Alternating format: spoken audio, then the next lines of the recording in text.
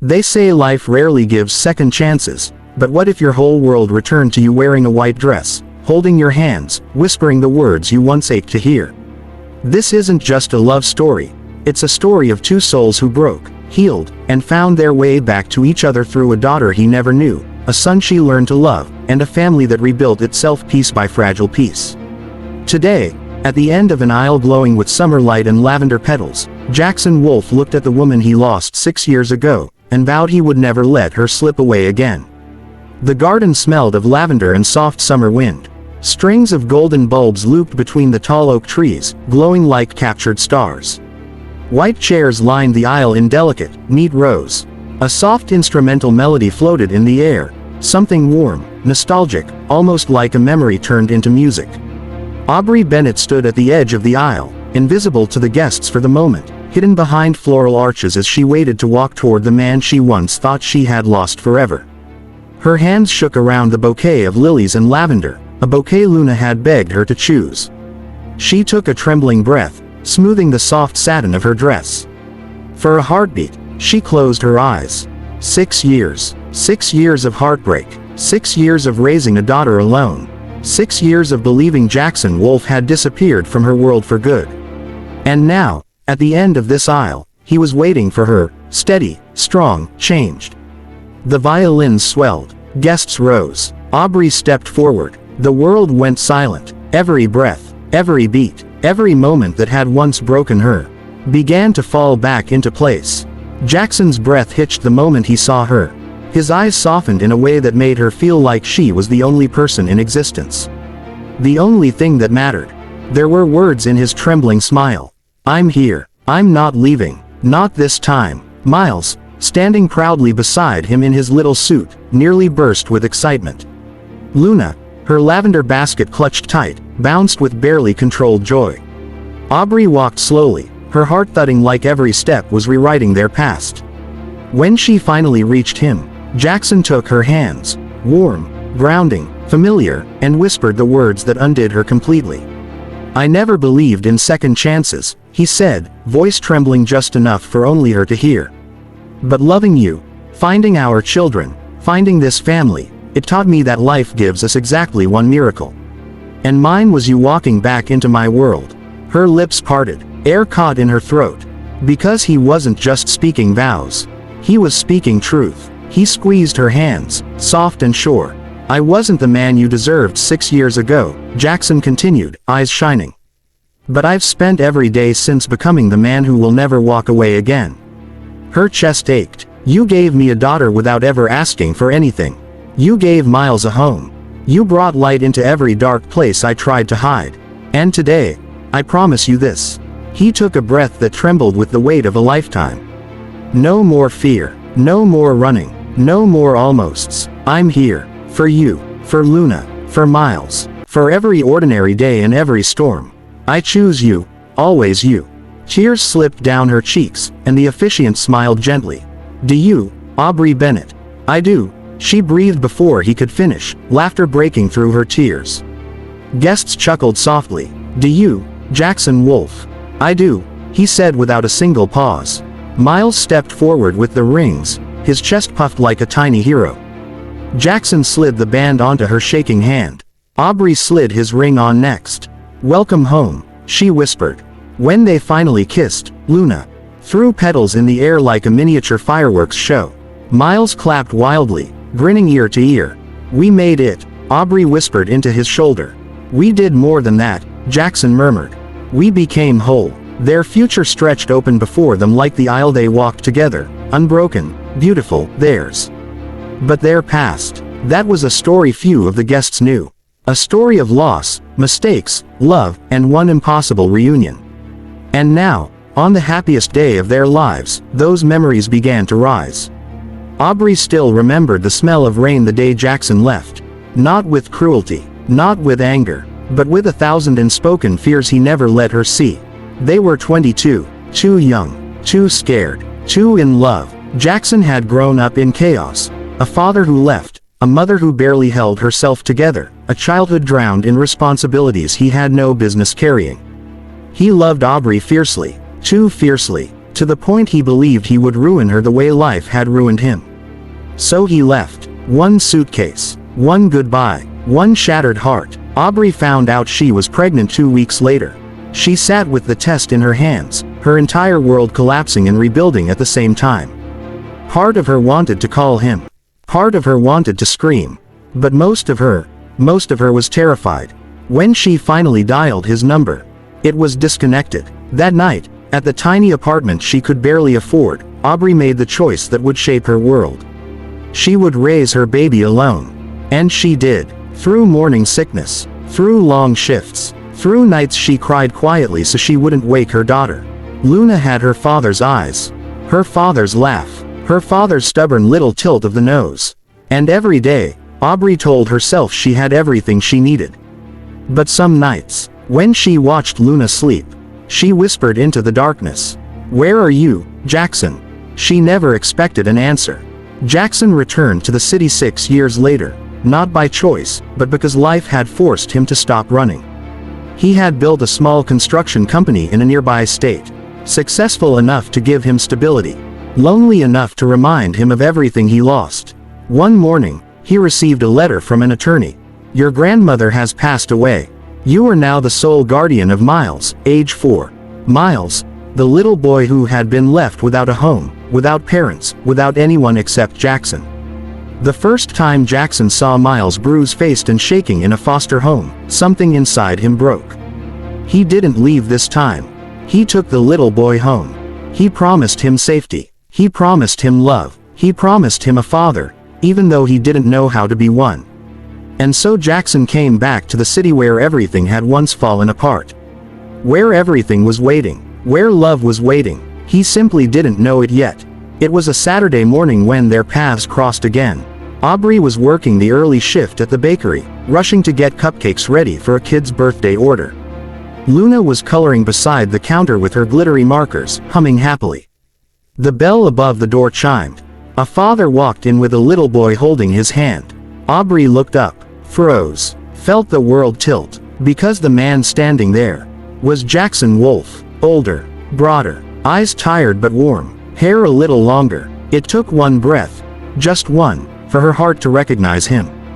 Jackson didn't notice her at first. He was too busy kneeling beside Miles, helping him pick out pastries. Then Luna wandered close, curious, bold.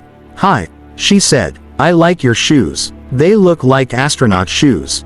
Miles grinned shyly. "They light up." His sneakers blinked blue. Jackson smiled at his son, then looked up. His gaze collided with Aubrey's. Time died. "Aubrey," he whispered. Her fingers tightened around the tray she held. She couldn't move, couldn't breathe, couldn't understand how 6 years of emptiness condensed into one exhale. "You're here," she breathed. Yeah," he said, voice rough. "I'm back." She couldn't speak. Neither could he. Luna tugged Aubrey's apron. "Mama, why are you making the face you make when you see your favorite chocolate?" Miles blinked. "Mama." Jackson's heart stopped. Aubrey's breath hitched. "Luna," oblivious, announced proudly. "Yeah, this is my mama." Jackson swayed. Miles whispered, "Mama." Aubrey's world fractured. But it was Luna, sweet, fearless Luna, who sealed their fate. "Do you wanna be friends?" she asked Miles. Jackson's gaze moved back to Aubrey, now trembling. "We should talk," he whispered. Her voice cracked open. "Yes," she breathed. "We should." Their first conversation happened at a park bench, the children playing on the swings. Jackson sat rigid, hands clasped. "Why didn't you tell me?" She looked at him with pain that had been waiting years. "I tried, Jackson. Your number didn't exist anymore." "I didn't know," he whispered, shattered. "If I had known, Aubrey, I would have come back." "Would you?" she asked quietly. He blinked. She didn't say it cruelly. She said it honestly. Jackson swallowed. "I left because I thought I would ruin your life." "You leaving did exactly that," she whispered. He flinched visibly, guilt carving lines across his face. "But," she continued, softer, "you're not the boy who left anymore." He looked up. "You're a father now," she said. To Miles. To Luna too, maybe.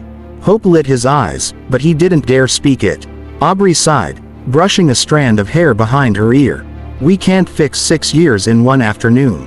I know. But we can start. Their lives tangled again before either could stop it. Playdates became routine. Miles and Luna became inseparable. Two halves of one giggling, chaotic storm. Jackson began dropping by with pastries, with toolkits, with smiles meant only for Aubrey. He fixed her broken drawer, repaired the leaky faucet, mowed her overgrown lawn, made Luna laugh the way only a father could. He never pushed, never demanded, never rushed. He simply showed up, day after day, kindness after kindness, moment after moment, until one late evening, when Aubrey stood at her doorway, arms folded under her sweater, watching Jackson buckle Miles into the car, she whispered softly. "You came back." He turned. "I'm never leaving again." Healing wasn't instant. There were arguments, misunderstandings, nights Aubrey cried from unresolved hurt, nights Jackson sat in his truck, fists pressed to his eyes, ashamed of the man he had once been. But there was also growth. He attended Luna's school recital, cheering louder than anyone. She drew a picture of her family, herself, Mama, Miles, and Jackson holding her hand. He framed it. Aubrey saw it and broke into tears. Miles asked Aubrey if he could call her Mom someday. Luna asked Jackson if she could call him Daddy, too. He cried for the first time in years. Aubrey held him, soft and steady. "I'm proud of you," she whispered. And slowly, painfully, beautifully, they became a family. Not immediately, not perfectly, but honestly. Chapter 9. The rainstorm that changed everything. One night, a storm rolled over the city, thunder shaking windows, lightning slicing the sky. Luna woke screaming, terrified. Aubrey tried to soothe her, but Luna only cried harder. "I want Daddy," she sobbed. Aubrey froze. Jackson was not at the house. Without hesitation, she grabbed her phone. Jackson picked up on the first ring. "I'm on my way." Minutes later, drenched from rain, Jackson burst through the door and scooped Luna into his arms, holding her tight as she sobbed into his shoulder. "I'm here, sweetheart," he whispered. "Daddy's here." Aubrey watched them, watched the man she once loved now loving her child with every piece of his soul. That night, after the children fell asleep in the same bed, Jackson stood in the hallway, hair dripping, clothes soaked, breathing shaky. "I want this life," he said softly. Aubrey blinked. "What? This?" he said, gesturing around them. "You, Luna, Miles, us. I want all of it. I want to marry you. I want to come home to you. I want to wake up beside you. I don't want another day without my family." Her heart stopped, but the storm outside wasn't the only thing breaking open. Chapter 10. The Proposal. Jackson didn't propose with a ring. He proposed with every fear he had ever carried stripped bare. He proposed with hope, with trembling hands, with a small velvet box he'd been carrying for weeks because he hadn't known the right moment. Now he knew. He knelt. Aubrey gasped. "Aubrey Bennett," he whispered, rainwater dripping from his eyelashes, "you are the only miracle life ever gave me. Will you marry me? Will you let me give you the life I should have given you 6 years ago? Will you let me be your husband, your partner, your family, for the rest of my life?" Her knees buckled. Then she fell into his arms. "Yes," she breathed. "Yes, Jackson. Yes." Chapter 11. A Wedding of Two Souls. And now, they stood beneath the summer lights. Aubrey in white, Jackson in a dark suit that made his blue eyes glow. Miles and Luna standing proudly beside them. I do. The simplest vows. The truest words. The kiss that followed felt like the stitching together of every lost chapter. When they walked down the aisle, fingers intertwined, their children ran ahead throwing lavender petals like confetti. They were no longer broken. They were something new, something whole, something chosen. Jackson leaned down and kissed Aubrey's temple. "We made it," he whispered again. She smiled through tears. "We finally got our miracle." He shook his head softly. "No," he murmured, pulling her closer. "My miracle was you." Chapter 12. The First Day of Forever. The reception was warm, glowing, filled with laughter. Family danced. Children chased each other beneath the lights. Aubrey and Jackson swayed slowly to their first dance song, an acoustic love ballad she used to play in the old apartment when she missed him too much to breathe. Miles sat on, Jackson's shoulders. Luna twirled in circles in her lavender dress. Aubrey laughed as she watched them, hand resting on Jackson's chest. "Do you think they'll remember today?" she whispered. Jackson smiled. "They'll remember that this was the day they became siblings forever." Aubrey exhaled, heart full to bursting. "And we became a family." He kissed her softly. "Forever. Epilogue. Lavender Sons. Years later, the lavender they planted at their wedding had grown wildly around their porch. Luna, now older, pressed flowers between book pages. Miles built little wooden houses with Jackson in the workshop. Aubrey wrote children's books inspired by their crazy, beautiful life. And every summer, on their anniversary, they stood in their garden beneath the lights and whispered, "We chose each other. We chose this family. We chose love." And love, in all its forms, messy, painful, miraculous, chose them right back. And as they stepped forward under the golden lights, their children running ahead, laughter echoing across the garden, it became clear that this wasn't the end. This was the beginning of a life rewritten by love, rebuilt by forgiveness, and reborn as a family that destiny refused to break. Because some stories aren't just meant to be read, they're meant to be felt. If you want more emotional love stories like this, make sure to like, subscribe, and turn on the notification bell. Your support brings every story to life.